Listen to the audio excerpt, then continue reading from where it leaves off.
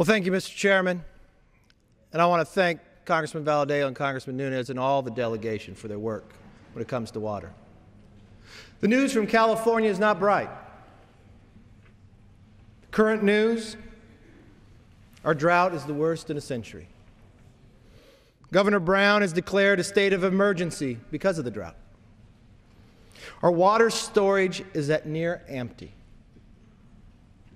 Farmland is going fallow. Drinking water is threatened. The state actually says in the latest report that 17 communities can go dry in 4 months.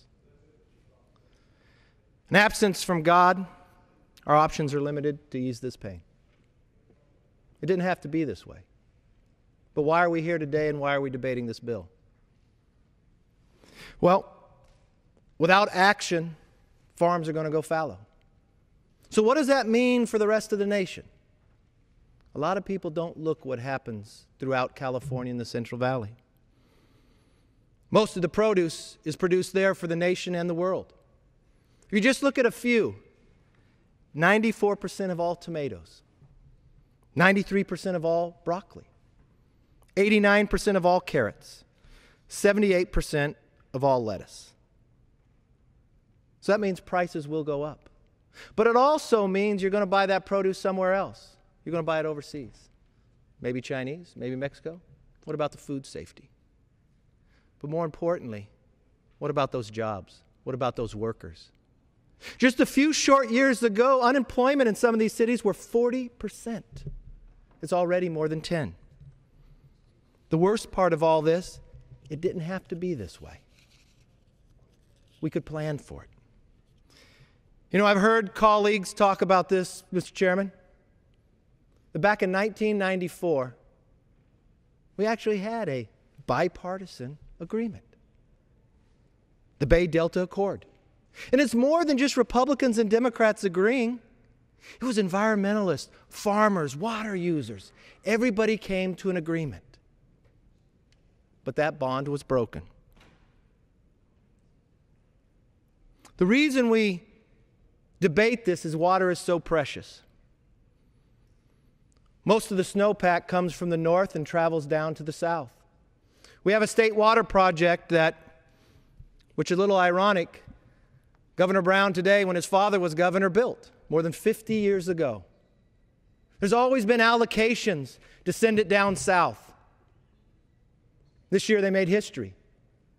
In the history of the water project, the allocation is zero. Zero. You know, when you're growing up, you're studying history.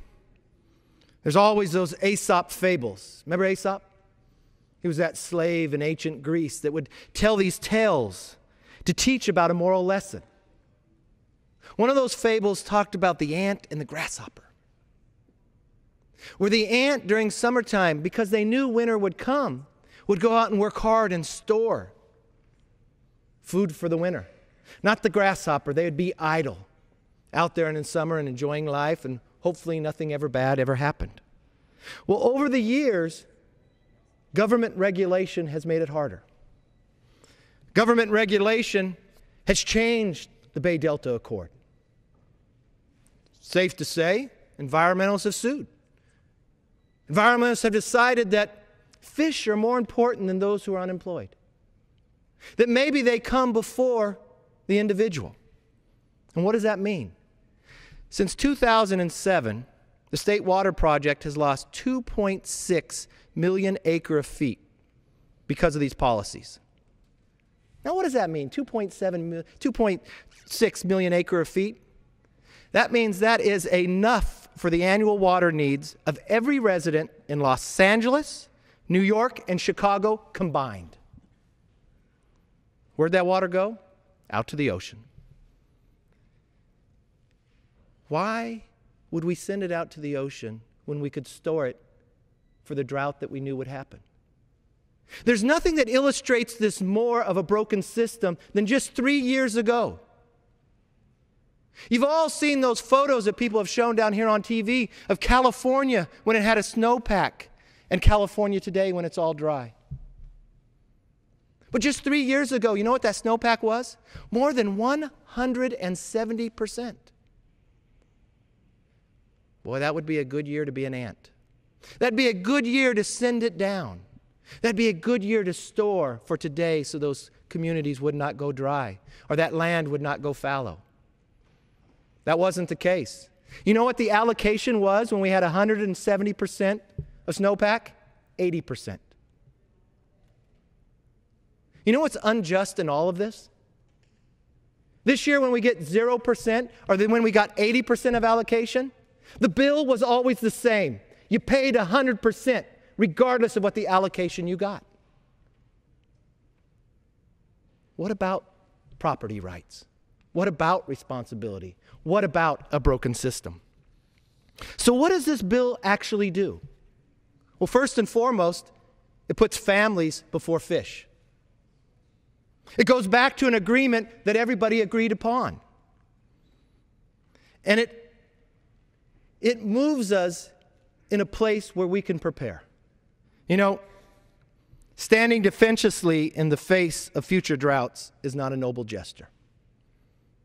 It's actually insanity. Today, this House will act again. Because we would not be in the drier place that we are today had the Senate taken up the bill we acted on in the last Congress. Why? Because this House believes and understood and learned the lessons of the fables before. That we prepared. But the Senate, in the grasshopper style, stayed idly by. Our senators. California is pretty powerful in the Senate. Mr. Chairman, I will say California has 2 senators that are chairs of committee. There was an opportunity to act. And what's unique in this form of government of what we have, the greatest in the world, we have 2 houses. It doesn't mean both houses have to agree at the very beginning. It does mean that you take action and show where you stand, just like the House did 2 years ago. The Senate took no stance, so how do we know where they stand? Well, we will act again.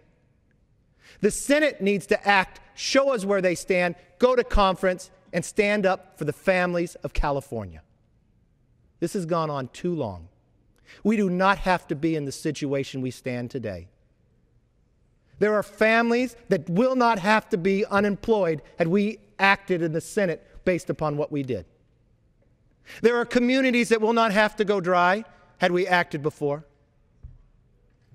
So enough of rhetoric, enough of the fights. The time is now. As the sun sets today, a bill will be out of this House. But still, nothing is even introduced in the Senate.